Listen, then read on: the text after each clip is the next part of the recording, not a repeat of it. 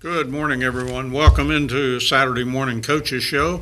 I'm Don Julian with Lady Cat softball coach David Carrillo, and this will mark the end of the Coaches Show for this school year. Sometime in August, I'll have to remind Coach Owens what day we want to start and what time we start. Coaches tend to forget from year to year. I know David Carrillo's got it memorized after all these years, but we usually have to get that together, and then sometime right after the first football game, we come on and talk about it. And that begins the process all the way through to the end of baseball and softball. And many a year, it's either been Coach Hammock or Coach Carrillo sitting right here to wrap it up for another school year, such that it is. And an odd year it was, as we all remember.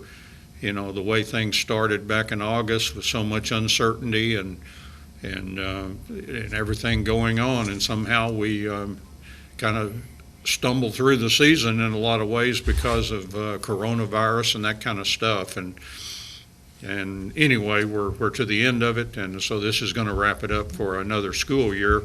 And appreciate each and every coach that's been on. We just appreciate him so much, especially David. He loses a game last night. I mean, probably there are 1.5 million places he'd rather be maybe than right here, but he's here, and as he said when he walked in, it's only a game.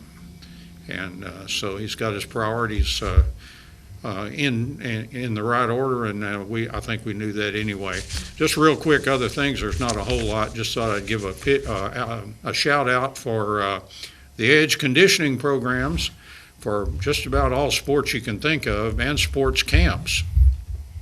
And tennis will get things started on June the 1st, the day after Memorial Day, and most everything else starts on June 7th. I think some of the things that are going to be in the gyms for Coach Carrillo as an assistant volleyball coach with Coach Bailey Dorner, they don't start till June 14th. I guess maybe they're doing something to gyms or something. Anyway, they're delayed for 1 week. But and then as far as sports camp, there's 3 camps that'll be starting on June 1st. Volleyball camp, which is a combined with girls basketball camp, also softball camp with Coach Carrillo, and baseball camp as well with Coach Jared Hammock. So that's just a kind of a brief look at that. That information should be on the school district website and probably around other places as well. And there's probably some forms on there that you can fill out in advance. A lot of people just show up at camp and get there a little early to do that, but sign up a day of camp. So wanted to talk about that. And the only other thing I wanted to mention before we got into softball was some big awards that were named, including one of David Carrillo's softball players, the Forrest Gregg MVP Awards. Nyla Lindley was one of those named, and a real great choice. A 3-sports person for the Lady Cats, softball, volleyball, and basketball. At her signing the other day, had 3 head coaches stand up there and talk about how competitive she is and what a great kid she is. That was the message I got from those coaches, and all that is very, very true. Also, Caden Wallace for the Wildcats, the quarterback and a feared hitter in baseball, fierce designated hitter, and a guy that took a couple of years off from baseball and came back, and that's not easy. You can just ask Coach Hammock sometime about that. And the other player with the award, Ryan Carrillo. Yes. It's a familiar name. Boy, Ryan, what a competitor, and what wonderful things that Coach Owen said about him during football season, about how he always came to play. He was on the powerlifting team, went to state, big part of that as well. So winners of those Gregg Awards, very proud of all those kids. And James Cameron Fighting Hearts, Breasia Ivory, what a wonderful thing in my life to be around her. She just, somebody said she brightens up every room she enters. Isn't that the truth? Delaney Miles, such a blue-collar worker to me, and how she just made herself into a real good starting varsity basketball player, and she was good in track, and she, just one of those really, really hard workers. When I think about the Cameron Fighting Heart Award, I I would think about somebody like her. Also, Miriam Tran, and what a wonderful golfer she's been for the Lady Cats, and just always there as the number one player, and ends in a huge way, going in the top 10 in the state, and really playing the heck out of that course down in Georgetown. And then a football player I didn't really know too well, but really get high marks for Alfredo Olavide. And he's obviously really impressed a lot of people with his work ethic and how he's overcome a lot of things. But anyway, great list, as always, for the James Cameron Fighting Hearts and also the Forrest Gregg MVPs. And now we will get into the softball conversation. And Coach, it has to always be tough, but boy, the one thing I kept saying at the 7-0 game on Wednesday night, I said I wanted to see those Lady Cats come out with that same kind of fire and passion that I saw from Crandall and I saw from Huntsville, where they came back after losing that first game and just really brought it. And I saw it last night. Those Lady Cats did not back down, and it really took a really tough 3-2 loss where a lot of things happened that had they not happened, I guess in a one-run game you can always coulda, shoulda, woulda, and think about a lot of things, but tough loss, Coach, as anyone is. Yes, well, first of all, it's always hard to end your season at any time because you're losing players, you're losing the senior kids, and that it means a lot to me, those girls, that they've been a part of the program for 4 years.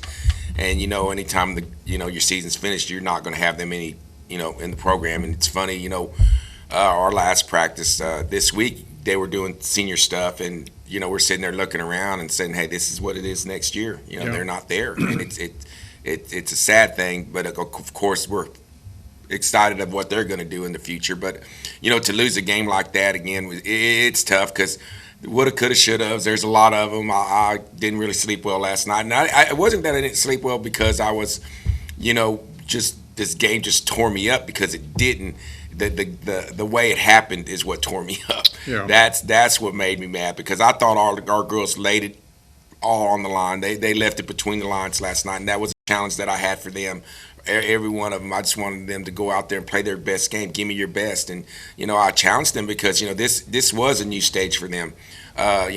We had 2 kids with playoff experience, and I'm really amazed at how we've dealt with everything up to that point. And I felt like, the stage got a little bit big for us on Wednesday, and, there was things going on with the mouthing in the stands, and, just the atmosphere wasn't very nice. So, that being said, those are things you got to deal with, though, sometimes. And, I didn't even really deal with them very well because it made me upset. But, you can only control the things that you can control, and that's the mindset I wanted our kids to know on Friday.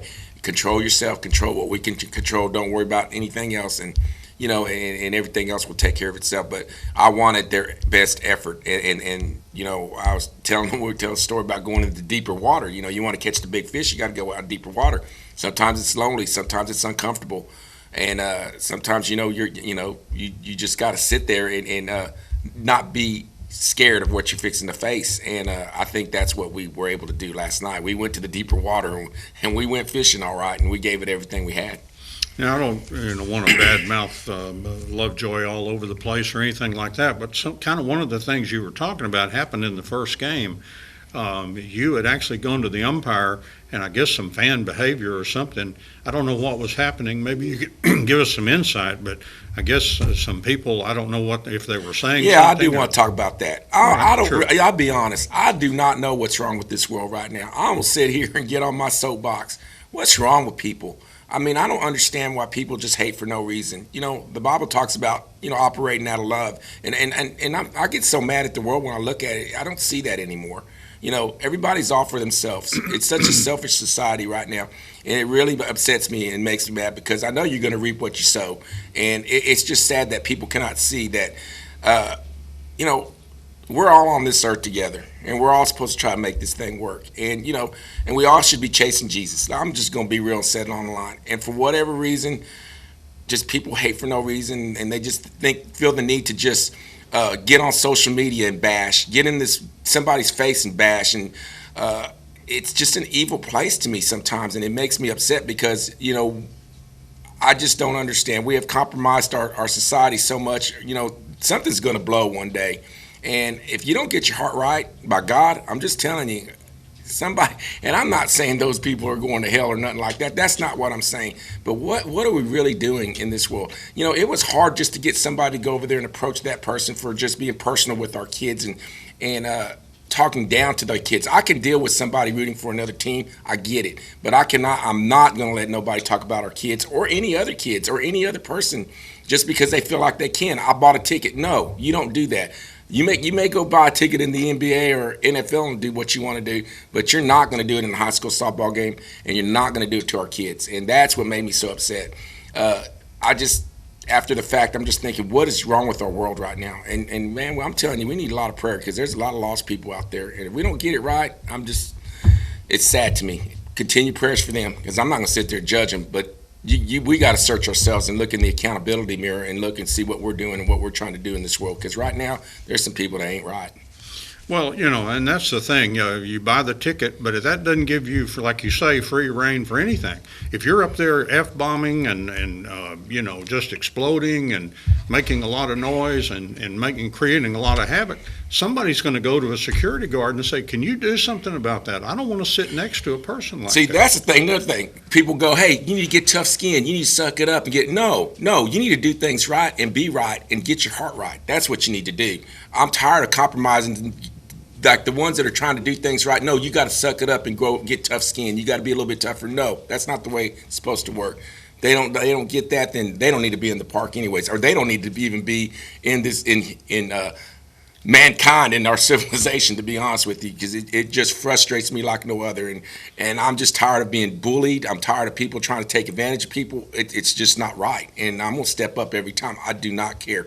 Because, again, you're not going to get personal to a high school kid or anyone. There's no reason to react like that or do anything like that.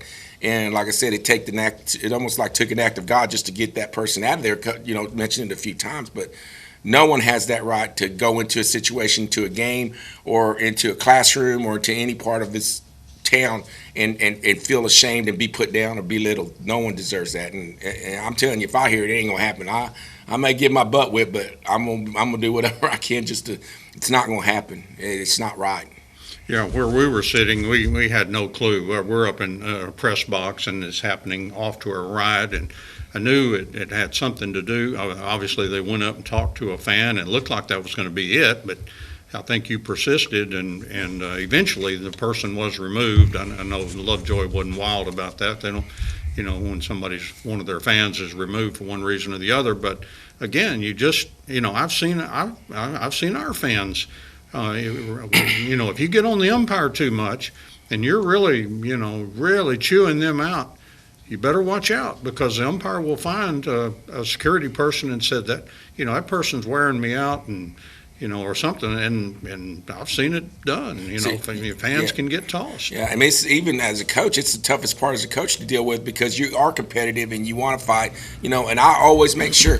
I have instances where I'm not acting right, and I might not be walking the walk, but I promise you this: I make sure I choose my words carefully in what I say to anybody, because I don't want to get portrayed as that person that's not walking their walk or whatever. Because again, nobody's perfect, but to intentionally to go over there and belittle and shame or do that stuff, that it's not right, and it shouldn't be happening in high school sports. It shouldn't be happening in just everyday life, and that is just what upsets me, because again, I feel like our world is bad enough already, and we have just compromised in so many things so far that it's a shame that we've gotten to this point in our lives. And growing up, I would have never thought we would have been at this point, but to see it where it is, it's really disheartening sometimes. But that's why you got to keep faith and keep your eyes where you need to keep them, because right now, I'm telling you, it's just not a good deal in the world we live in right now.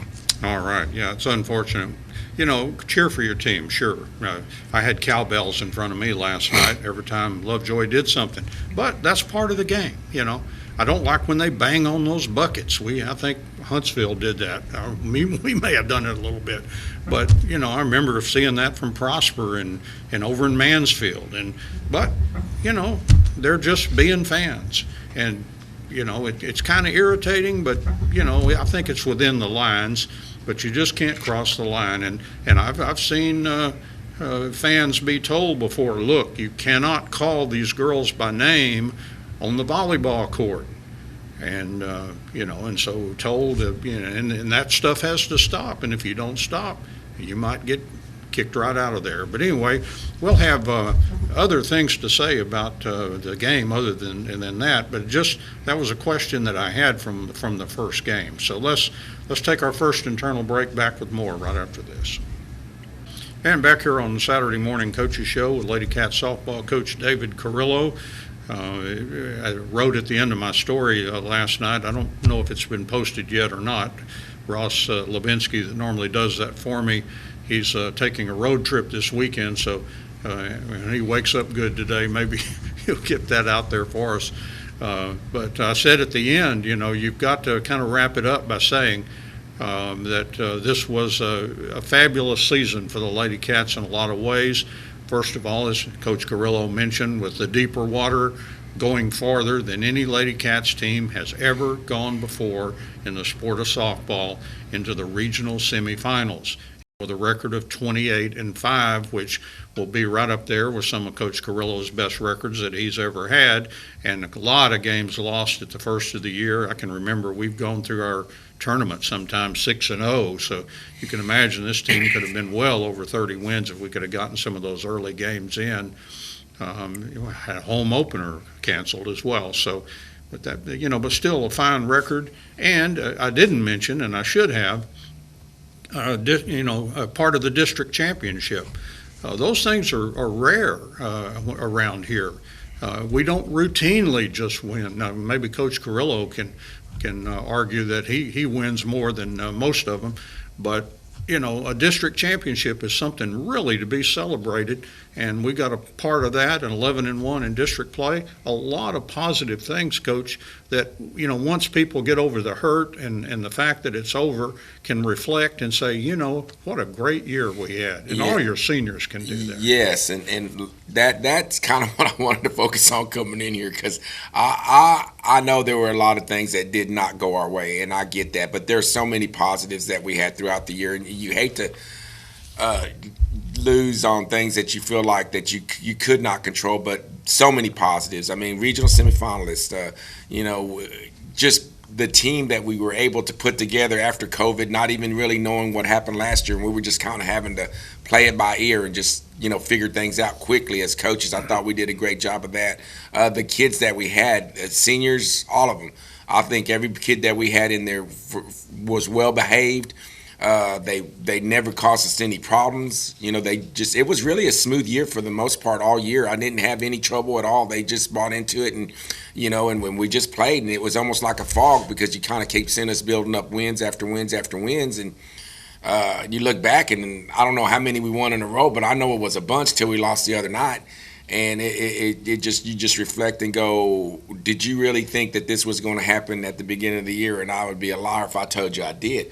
To be blessed with the pitcher like Crimson Bryant coming in, she is a machine. That girl can get it. And again, I praise her all the time, because it's not just who she is as a softball player. It's who she is as a person inside. You look at all the players that we have. Nala Lindley, what a fierce competitor. She did some amazing things this year, and that's the one we're going to miss, because she's highly competitive, and she hustles, practices, and that's why she won the award. She's just a multi-athletic person, and that's there's just so many girls that we're going to miss, but. Addison Cadell, comes through. She started off slow, and she did so many great things. But, I'm sure we're going to end up talking about all of them. So, but like I said, on the team as a whole, to get to where we were at the beginning, to get to where we were at the end, oh my gosh, it was a God thing. It was a platform, and every day we just kept going. And actually, I got a message from a friend of mine that says, "Hey, it's going to hurt right now, but you're going to realize and look back that God was with you all the way," and he's right. Yeah, and then from the "what have you done for me lately" category, Nala Lindley can tell everybody that in her last at-bat as a Lady Cat, a base hit, and an RBI. Yes, and we needed it. And heck, I sent in Paris Pickett too. I think she got thrown out at the plate, but hey, we were going for it at that time. They would have made it 3-1. See, and those are little things. Like I said, we could have got that run. I think we had bases loaded and we had one out and we didn't get anything in. You know, those are other things that could have happened, along with some of the misfortunate calls that we had, which you know, those things are going to happen. But again, a lot of positives this year. If you'd have told me where we were going to be at the beginning of the year to where we are again right now, I would have never believed it. All right. Yeah, a little bit of concern on my part with Crimson Bryant. She had been her, and you know, for somebody like you say, that just you get used to, you know, a one hitter with 15 strikeouts and everything. But as the competition gets tougher and tougher, that's not always possible. And she had two kind of subpar games, but boy, she bounced back so big. Her line on the game, if I can look at it here, in 8 innings and threw like 130 pitches or something. My goodness. I remember in that doubleheader, I think we talked about this, against 190 pitches against Lufkin, I think, in pitching 2 games. But she went 8 innings, only 5 hits, 3 runs, only 1 which was earned. And she struck out 5 and walked 1. So, but maybe not as many strikeouts, but how many pop-ups did she get when that ball's just moving when that happens? And so she really bounced back with a really solid, strong game. Yes, I had a nice little talk with her Thursday and then even Friday morning, you know, and I joke around with her a lot. Like I said, I have her in the classroom, and I always have this panda head, and it's this Jiffy, I guess that's what they call, where you put him on the phone and text him, and it has an angry panda, and he goes kind of crazy. I said, Crimson, I need the angry panda today. And she says, okay, that's what you're going to get. So that's the type of kid she was. And I even texted her, I said, thank you for being the angry panda, because, you know, I wanted her to compete and to get after it. And, you know, the little things and just talking to her, it wasn't anything about, really, to be honest with you, it's just a couple of things we just need to talk about and get straight. But she was fine, you know, and she did well. Physically, she was good. It's just one of those times. I think we all played bad on Wednesday. You know, it wouldn't have mattered how good Crimson would have held them. And I thought Addison Cadell came in and did a great job, too, pitching in game 1 to finish it out. Yeah. But when you only get 1 hit, that's no bueno. It's not going to be good. So, you know, we just played all the way bad all the way. I think we made a couple errors, too. So on Wednesday's game, to come back and play the way we did on Friday, I was very proud, because again, they left it on the field, and that's what I wanted them to do, is just to leave it on the field. Everything you got, look at yourself in the accountability mirror and know, hey, you know what, I gave it my all, and I felt like we did yesterday. And again, the thing that's so disheartening, though, is for me is for those kids that had to deal with some of the stuff that we've had to deal with, and some of the things that could have gone our way but did not go our way. But again, great season. I've enjoyed it so much. It's just been a blessing to me. And just one more word on Crimson before we move on. A lot of other players to talk about, but boy, did she hit well in the playoffs. She helped her cause many times with that bat, coming up there and getting hit. I think she had at least 1 hit last night, if I look. 2 hits. She had 2 singles in the ball game last night. And Crimson's one of those girls, you know, she offensively, she's not like, it's not out there like Crimson's is a great hitter, but she hits timely hits at the right time and brings in big runs. And sometimes you look and she's helping herself out multiple times just by getting the runs in that she needs to win. So again, she does them both, and she's a great kid too. Like I said, I can't stop saying enough about her, and a great family too. And so again, we're just very blessed to have her, and the sky's the limit for her and for us for the next few years. All right, let's take our second internal break. More with Coach Carrillo on this Saturday morning, and more right after this. And back here on Saturday morning Coach's Show, one more thing might want to get out of the way. Very close call at first base last night, Coach. Nyla Lindley raced to first base bag. I thought she won the race. Doug thought she won the race, but we're way back up from the press box. And there's an umpire down there a lot closer than we are, and he said runner safe at first. What was that call in your mind? She won the race. Trust me. Video? No, proof, just pictures. It disheartening. I'm trying not to focus on the negative. Want to be positive. Real quickly. It's unfortunate that happened. It's unfortunate that sometimes we get caught at the mercy of a call, and we've had it happen in 2019. We have it happen again, but again, you're looking at people that are, they're doing the best job that they can do. Absolutely. And I know I have umpire friends all over the place. It's unfortunate that call was missed. There's unfortunate calls at any time they're missed, but it's going to happen. I just hate it that it happened that game, because that happens. We win 2-1, and we're going to play game 3 today. But again, I'm not going to sit there and bash. It happened. It's unfortunate, and we just go on. And I did tell him, though. I was honest, and I was as nice as I could be about it at the time. Even I said, listen, you're going to look tomorrow, and you're going to see that you were wrong. And I said, I don't want you to feel bad about it. I don't want you to email me about it. I don't want you to say anything about it. Just know that you need to do better. And then that's kind of. But I ain't gonna lie. I probably said it in a little bit higher voice. But it's just emotional, and the game gets emotional. And again, you compete.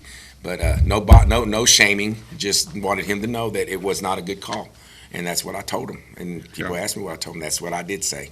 I kind of read your mind. I don't remember if I speculated about it on the air, but at least later I did. I said, I bet Coach Carrillo said, you missed that call. I just want you to know you missed that call. Yeah. Very respectfully, umpire, but you missed that call. And see, a lot of people were asking, too, when you get umpires, you can have a 4-man crew, a 3-man crew, a 2-man crew. It's hard. A 4-man crew is really hard because you think it would be easier, but we had a 4-man crew in Huntsville. They were terrible because they don't know where to position, because in high school softball, they're not used to a 4-man crew. So their mechanics are off.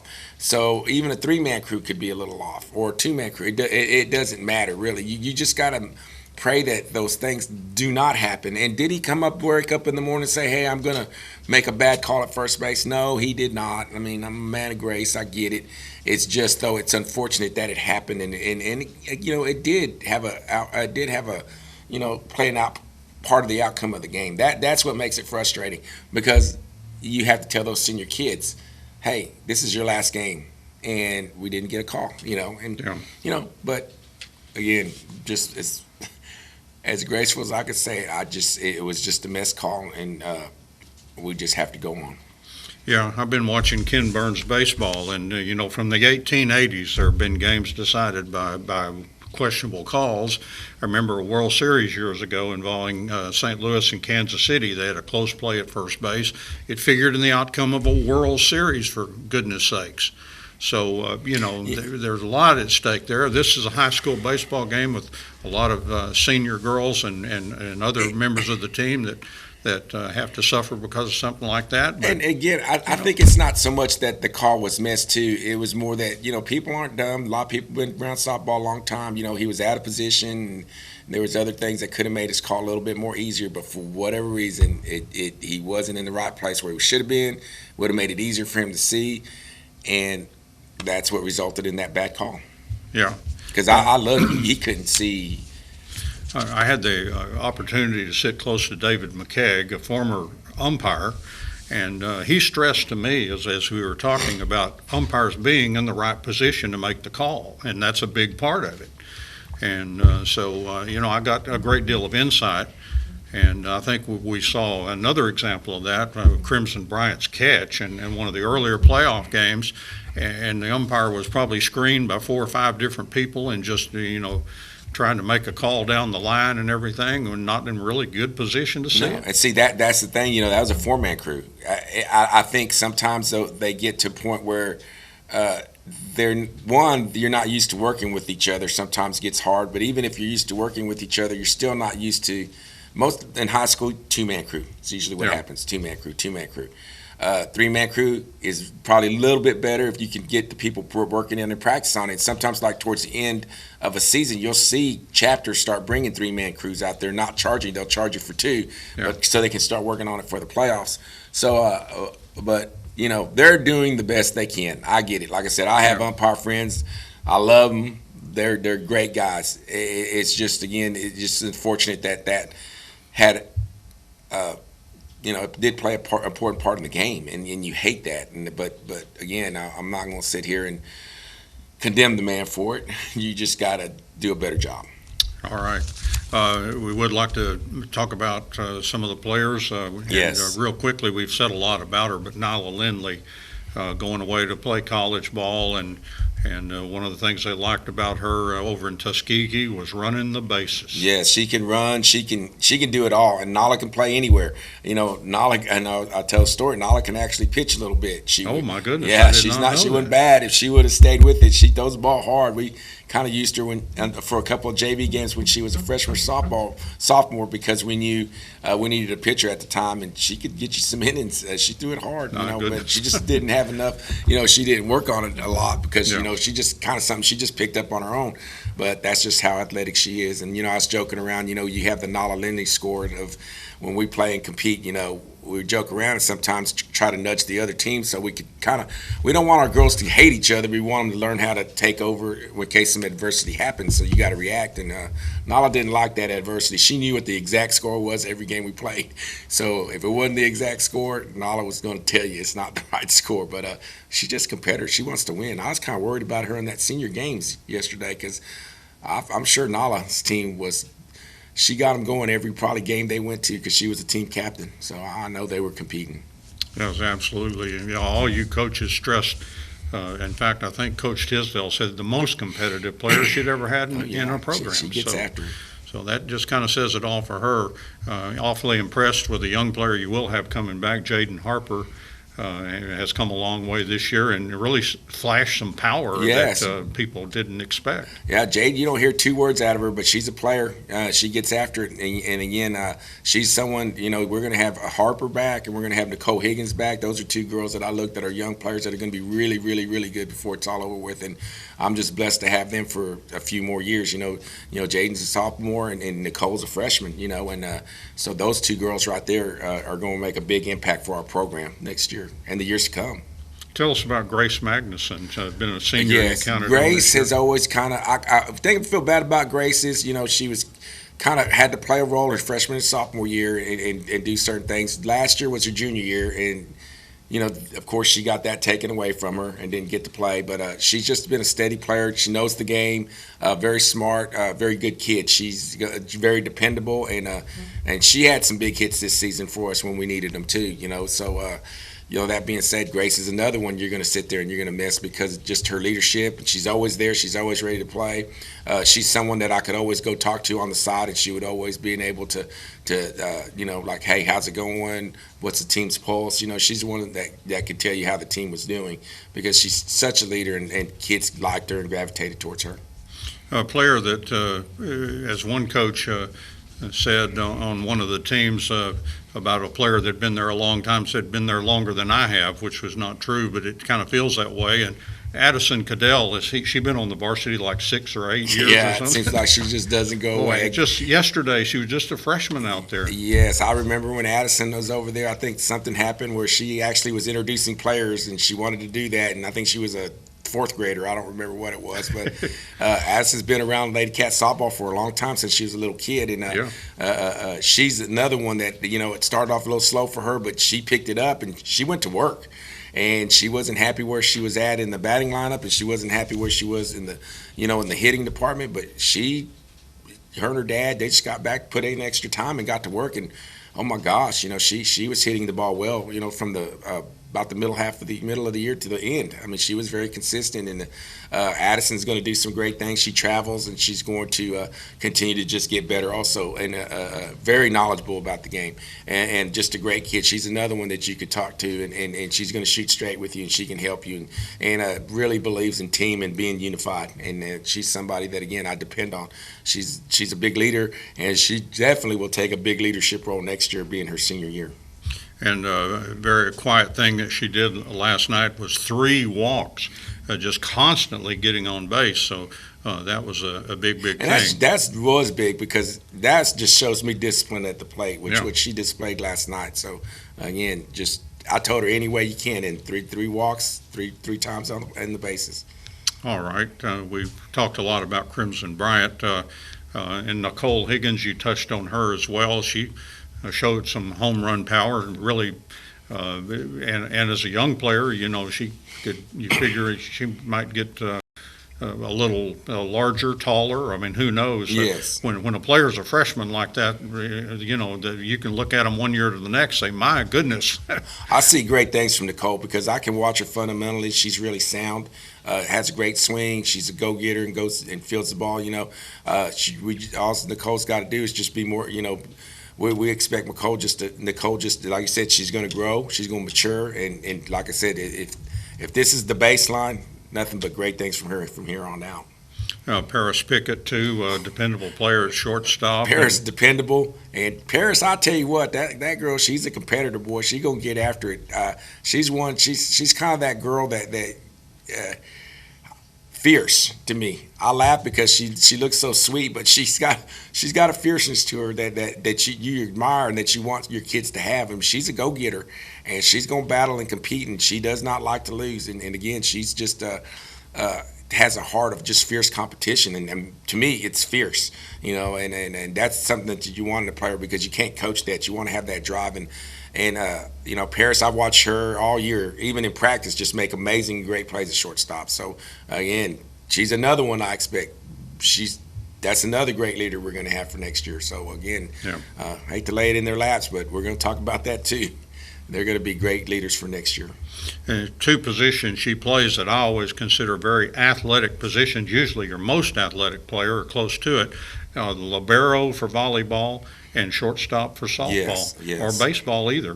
That's a position I really respect because it was one I never could play. It was a tough position. I was more of a second baseman. I had that second baseman's arm. Couldn't play anywhere else in the infield, but she just plays those athletic positions, and she's very, and really shows it being a libero. She can get to just about anything, dig it off the floor. Amazing player. And Maddie Smith at second base. Maddie Smith had her sister Brittany earlier, and Maddie's just kind of one of those girls that she had another one junior year, lost that, and we kind of had to get it figured out on the go, and she stepped in at second base, and she done a great job. She was one of those type of persons that's just dependable. She was always there. She was willing to work. She would just somebody who has a heart of gold. And I always joke around saying she's my bestie because we do have a good relationship with each other. And Maddie, at times, you could tell she got down on herself, but she was very easy to listen to. I mean, for her, I could always been able to have the ability to pick her back up for the most part because she did listen and she did care about the not just care about the team, but I'm talking about she cares about the things of God. And she knows that, that's the only way. And I feel like she's another one that I definitely will be keeping in touch with because she does mean a lot to me. And, again, she's my bestie. And I know we joke about that all the time, but she does have a special place in my heart. Yeah. Addison DeSmet, you've had a lot of great slap hitters, and she's kind of in that same category. She hit what looked like a bunt or a swinging bunt or something down that third baseline and beat it out last night. Yes, big play that's what the slappers do. Yeah, and Addison just got it figured out where to put pressure on the defense. As a slapper, you don't just have to just hit the ball all the time. All you got to do is put the ball on the ground and run. And Addison is very fast too. She's deceptively fast, and she has a lot of fire in her. And again, she had a very good senior year. We asked her to have a role of a DP. I know she probably must have been on the field, but for the most part, she just accepted her role and just kept trying to get good at it. And last night, she did well at getting on, and she was getting on at the right times when we needed her. So again, my hat's off to her, and we're gonna miss her because she is a competitor, like I said, and someone that just got after it. When it was game time, she got after it. And plus, I'm gonna miss her for the most part. I think she did coordinate our uniform dress for the most part of the year. I'm not that organized, but Addison would definitely. I didn't even worry about the dress. She did, and she got it all going, got it all organized for us. So, again, we're going to miss her, too. And just to complete all the starting lineup, I had the wonderful opportunity last night to say a few words with Anahi Velasquez, and what a wonderful smiling face and a wonderful human being, a little sophomore or a freshman, that I told her, your future's bright, girl. Yes, and Anahi will definitely take a more role of a hitter next year. We DP'd for her, but it's just part of growing up and seeing some things. But I'm sure she's going to get where she's going to be able to bat for herself next year. And man, that is a light. I tell you what, in practice, I love visiting with her, talking to her. She's just a great character to be around. Always smiling, always happy, always joking around. And I first met her in volleyball this year in the fall, and I kind of knew we needed some players, and we were just trying to figure out because Nala, we were going to put Nala at catcher, at the beginning, but I needed someone that could catch Crimson early because we didn't know how good girls basketball was going to be this year, and if they went 2-3 deep, we weren't not going to have Nala.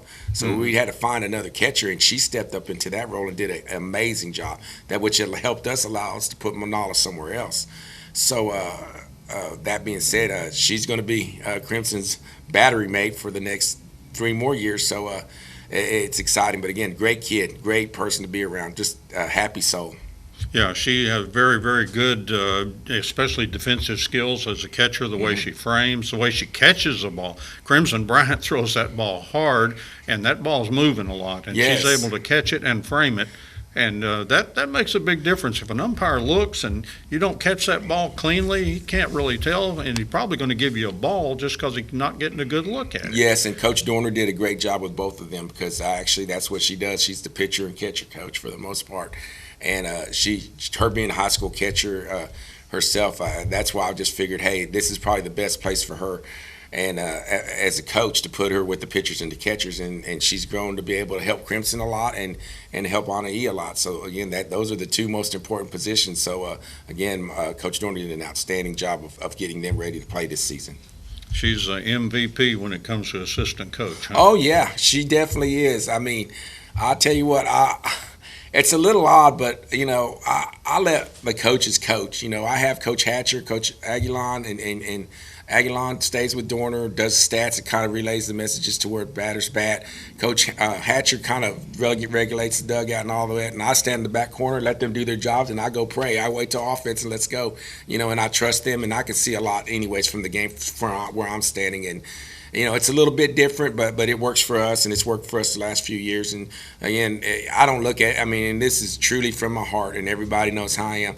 I don't look at myself as a head coach. I look at myself as just one of the coaches, and we all do it together because it's not about one person. And really, it's just like the team. It's not about one person or team. It's about a group, and you got to get that group to unify as one. And that's our goal, but you can't get to where you look at. I tell it all the time, but Dorner, she's amazing, and all of the coaches that I have were amazing this year. I'm just blessed. Yeah, Bailey, a great volleyball coach too, and I think a lot of that's from observing you, and of course her mother too, as a softball coach. I think it's weird because in the spring I use her a lot as my sounding board, and then in the fall she uses me a lot as her sounding board. So we just kind of flip roles. But again, I'm blessed to be able to be in her life, just to have her around, because she does mean a lot to me, and she does help me a lot in a lot of areas in my life too. Not just professionally, but spiritually also. So when you have those people like that around you, it's going to be a good year, and it's going to be a good program because you're going to do things right.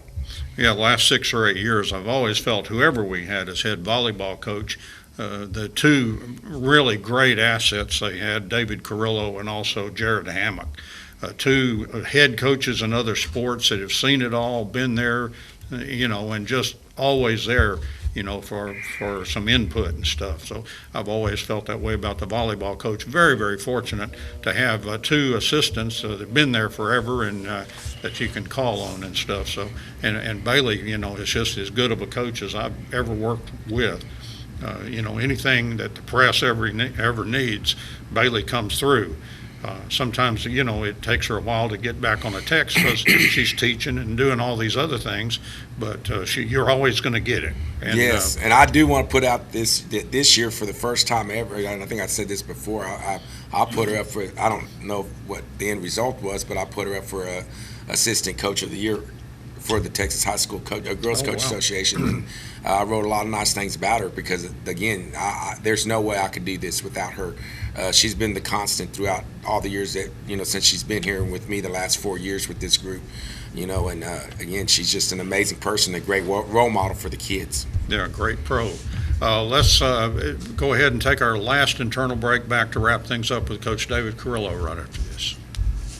Back here on Saturday morning, Coach's Show, kind of wrapping it up. Coach David Carrillo has a few reserves, wants to talk about especially the seniors, and one of those, it's hard for me to say this, but Braley Brewer. It's hard for me to spell the way she spells it. Braley Brewer, I mean, amazing kid. God has great plans for her. She's had to play a role this year, and she stuck it out throughout the whole year. And, I challenge some of these kids. I know your time may not be as much as you wanted, but I promised them if they would hang in there. And you may not know why now, but when the season is over and you go years down the road, that you're going to realize how important it was for you to stick it out and stay and be a part of something. And Braley was one of those players that did that for us. Great kid, fun to have around in practice, fun to have in the dugout. She's just an amazing kid, and she's going to do a lot of amazing things in her life. I promise you that. And then the other senior, I believe, is Caitlin Shields, and I've already mentioned her. 4 years in the program, and again, very just steady person. She showed up every day. She was going to work hard every day. She's that girl that was going to, if there's something need to be picked up, she was going to pick it up. She just played a role. And again, it's unfortunate. She got hurt at the very end, hurt her wrist or her hand, but that's why she was dressed in shorts and a T-shirt for the last few series games. But again, just great-hearted person, and definitely has a reverence for God, and it's going to do great and amazing things also. Tia Nash over on your bench. Tia Nash. Let me see if I can. Yeah, Tia is another girl that she's sophomore. We're young on the bench. We had a lot of kids, but we're very young. And again, there's one person that we're going to have to look at and give her a good look next year. And I challenged her to just play as much softball as she can, because there's there's spots that are open, and she's one that we expect to fill one of those spots. So we'll see. And then you have a Friddle. Kinley Friddle, again, she was our courtesy runner, and someone that did some great and amazing things. If you'd have told me Kinley Friddle was going to be our courtesy runner at the beginning of the year, I said, I don't know. But what made Kinley so special was she learned how to run bases to me. She's got smarter as it went along. And, you don't have to be the fastest girl. You just got to be the smartest girl and to be able to know when to take on that extra base, and Friddle was able to do that. And Ken Smallwood. Smallwood was the other one too. She's a big time volleyball player, and I know she's going to be a big time volleyball player. But I'm thankful that she came, and I hope she comes out next year again. She has a lot of talent, a lot of untapped talent, and I believe she could really, really play a big role for us next year. She just also needs to continue to keep playing, but she has the skills, and she definitely has a lot of talent. I think she took a couple of years off. I think she broke her arm or something had happened, and then she got into volleyball. But to be able to do what she does, and she's really, like I said, big time volleyball player, but I know she has a lot of untapped potential in softball. All right. Katie Johns is a Katie's another one too. She's a freshman, young, and she does play a lot. She does play some travel, and I just continue to hope that she could play and continue to get better. And like I said, the future's bright because we do have some young kids that I feel like can step up and do some things. But again, it's like I challenge them. Like there's Hannah Sells was another one that was a great role player. But I will talk to him. But I mention it all the time: is to travel and to go play softball and work hard. If you want to get to where you got to get to, it's going to take some work. And I feel like those girls are willing to put in the work to get to where we need to be. How many really regular frontline players do I remember as really, kind of pinch runners or players that were on these subs? The subs today, stars tomorrow. Yes, Reese Reagan's another girl that untapped potential. I think Reese could be an outstanding player. Again, she just needs to continue to play and get focused in and lock in. And I believe she's going to play a lot this summer. So again, she's another one that I really think highly of. That in the course of a way it's supposed to be as a coach, you really want them to make the varsity pretty much as juniors. But through the way that everything has gone and just softball's kind of been we've had so many numbers throughout the years, but the last few years the number really has gone up. We had like 20 something kids. Usually we have 40, but so. That being said, you want to kind of break them in slowly, but some of them has to get thrown in the fire right off the bat, and you got to play the best who you feel are the best 9 or 10 out there, including the DP. And sometimes you get caught up in the numbers thing, but Reese is another one. Like I said, that's why we have so many freshmen that were up there because if they're the better, if we feel like they're the players that have the talent or they're going to be eventually there, that they're going to get time. And I'm not saying nothing bad about the other ones, but it's a competition. And next year I challenge them because you're losing all these seniors, but someone's going to have to step up and take those spots. So that's all these players we're just mentioning is the one that we're expecting to. So we'll see what happens next year. But again, on effort and just giving me everything they had and showing up to practice and playing those roles, and they've been amazing. My hats go off to them because I have high respect for them. And that's one thing I make sure I do as a coach. I try to I'll treat the best one, or whoever, you could number them all off, but whoever's in the dugout or whoever's on the field, they're all going to get treated the same, and they're going to be shown love, and they're going to be shown that they're cared for and that they're important to the program. And there's JV players, too, that'll want a chance to kind of shine. And there will be some from there, too. So it's fixing to be a little fun here for the next few years. So, and then, of course, you have 8th graders. I don't know who's coming up or whatever, but I'm just saying we evaluate everyone. And just because you're a senior, junior, whatever, you have to earn your spot, and the best people that we feel fit the team is the ones that are going to play. And that's why we've done it for 15 years, and we're going to continue to do it that way. Yeah, somewhere in the 6th grade, there's another Nyla Lindley or somebody out there. Hey, don't think I ain't looking, because trust me, every time I see little kids practicing, and there's some good kids coming up too in the middle school that are about a few years away. So, the future's bright in Sulphur Springs. We're going to do great things. Well, softball camp June 1 through 3, and David Carrillo will be looking for that next Cole Bria Harrison or somebody. Yeah, I'm so glad that you mentioned softball camp. Hey, I'm going to put it out this week. I've been busy. So Monday I'll put something out there on the website. And then, again, if you could just bring them, we take them all. Just show up. If you feel like pressured, but the camp dates or what he just said, it'll be Tuesday, Wednesday, Thursday, June 1 through 3, and it'll be in the afternoon. It's after the volleyball, basketball camp, and again, like I said, you can sign up at the gate or at the door and just bring them early, and then, like I said, I'll have a sheet on the website Monday. Very smart coach when it gets a little toasty in June in that multi-purpose building. Hey, they got fans now, so I'm excited. We'll lift up those things and put on those fans, so it'll be good. And you don't have to worry about rain showers and all that other kind of stuff. No. I've been holding it in there for the last few years, and it's been good. I like it. I've actually liked it better. It is a little toasty, but hopefully those fans will make a difference, and the kids like it too. So it's going to be good. We're excited. All right, Coach. Thank you very much. It's kind of the cyclical nature of things. You go from one to the other. We're going to go from softball season ends, but here comes camp, and then the next thing you know it, volleyball, and we'll be in the next school year. Yes, but I do want to say, I do appreciate all the girls and the fans. Amazing. Wow. Sulphur Springs, we love you. You have been amazing. The send-offs and everything, I'm so thankful for everybody that's done what they needed to do to help us make those possible, and then also just to see the little kids and everybody come out. The entire town was amazing, and it made our hearts full. Our team was very thankful, and we knew we were very blessed. And again, we had a blessed year, and I know it ended off on a sour note, but you know what? Life goes on. It's a game, and these girls are going to do great and mighty things, and I'm just proud. And trust me, their buckets are full, and we are full for the year that we had this year, and very thankful and blessed. And we know it was a platform for God, and we're very blessed that we were able to play with the best of the ability in which He gave us, and use the wisdom to get us as far as we did. So again, we're very blessed and thankful. I'll just end on that note because we had a great guy in the press box from Rockwall, and he was a guy that ran their scoreboard and did their music for them. And the first night when we're playing against Lovejoy, and he went, "Wow!" He said, "Look at all the Sulphur Springs people." He said, "This looks like a Lady Yellow Jacket game, it looks like a Rockwall game." And I said, "We travel well."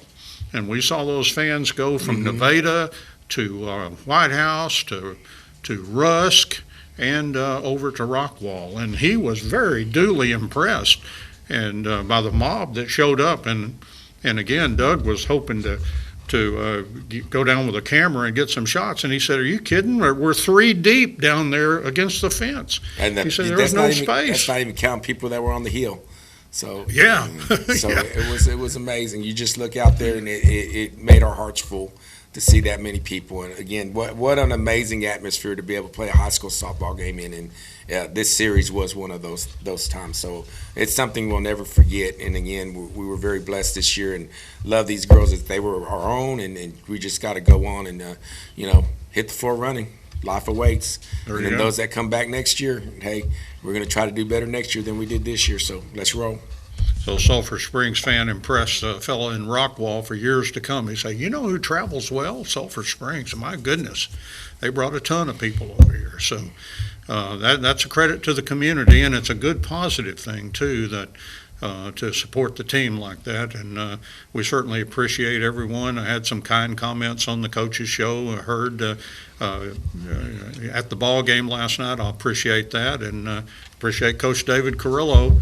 It's not easy after the season ends and comes up here, so he can get one more chance to talk about his seniors and girls on the team, and what a great season. And again, when all the hurt kind of fades a little bit, there's always the tangible stuff, the district championship and the 28-5 record, and going further than the Lady Cats team. We called it their Star Trek moment, going where man had never gone before. In this case, where Lady Cats softball players had never gone before. So they had their Star Trek moment, going all the way to the regional semis, and I guess the goal now is to go further, Coach. Yes, sir. That's it. That's our goal. Yeah, make it all the way to the tape. Thanks, everyone, for joining us, and appreciate James Terry and Doug coming in today to make sure we were here for Coach Carrillo when he came in. And I'm Don Julian. Thank you so much for joining us, and so long, everybody.